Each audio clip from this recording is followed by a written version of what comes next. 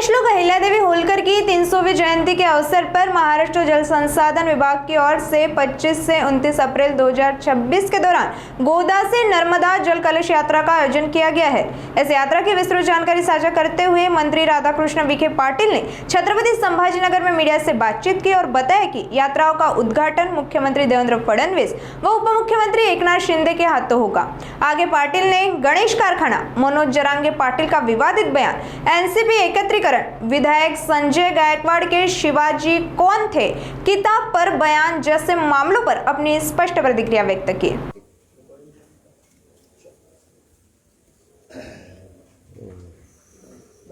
Continuous phone चालू हो उशीर होता त्यामुळं पदयात्रेची तयारी लास्ट मोमेंटला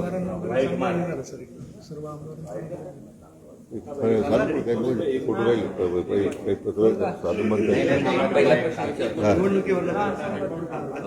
तुम्ही एक सगळ्या महापालिकेला एक पत्र लिहिलेलं आहे की अल निनोचा प्रभाव जो आहे तो वाढणार आहे। मी बोलू का? तुम्ही बोला।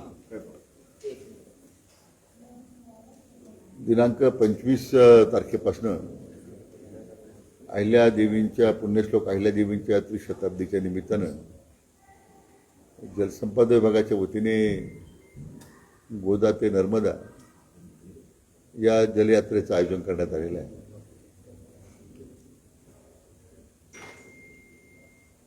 त्र्यंबकेश्वर येथून त्या यात्रेला पहिल्या यात्रेला प्रारंभ होईल। राज्याचे लोकप्रिय मुख्यमंत्री माननीय देवेंद्रजी फडणवीस साहेबांच्या हस्ते त्या यात्रेला गोदा कलश ते आम्हाला सुपूर्द करतील आणि ते यात्रेला सुरुवात होईल।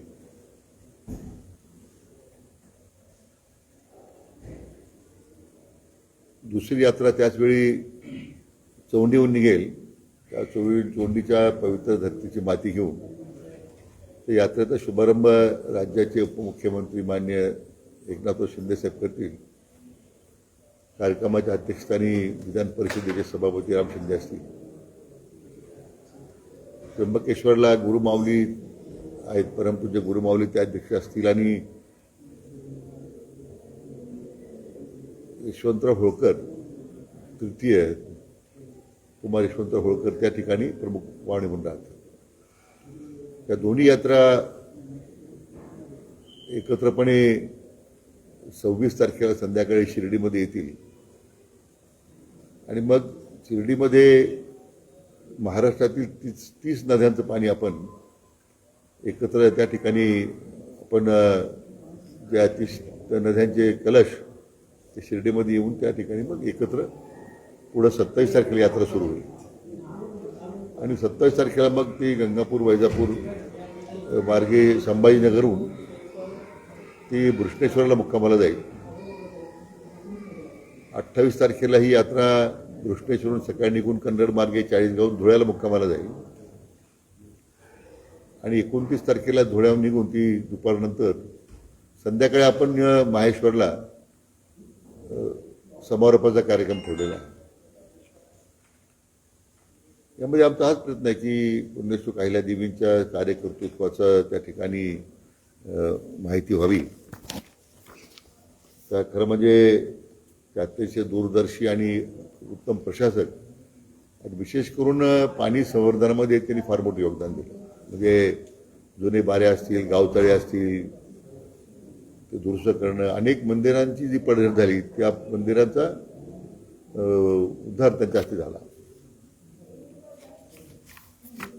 आणि म्हणून त्यांचीच प्रेरणा घेऊन माननीय मुख्यमंत्री देवेंद्र फडणवीस साहेबांच्या नेतृत्वाखाली विचार, विकास आणि वारसा या सूत्रेवर आधारित आपण ह्या जलयात्रेचं आपण आयोजन केलं। यामध्ये संपूर्ण यात्रेमध्ये जलसंपदा खात्याने आतापर्यंत केलेल्या वाटचालीचं आम्ही चित्रफित दाखवणार आहोत। पुण्यश्लोक अहिल्यादेवींच्याही जीवनपटावर आम्ही काही चित्रफित दाखवणार आहोत। अशा एक वेगवेगळ्या उपक्रमानं ही गोदा ते नर्मदा जलयात्रा 25ला सुरू होऊन 29ला माहेश्वरला जाईल। अनेक वारकरी या जलयात्रेमध्ये आहेत। मी स्वतः पूर्ण वेळ थांबणार आहे। मला खात्री की आपल्या सर्वांच्या माध्यमातून अधिक आम्हाला चांगले सहकार्य आणि या यात्रेच्या निमित्तानं मिळेल अशी अपेक्षा करतो.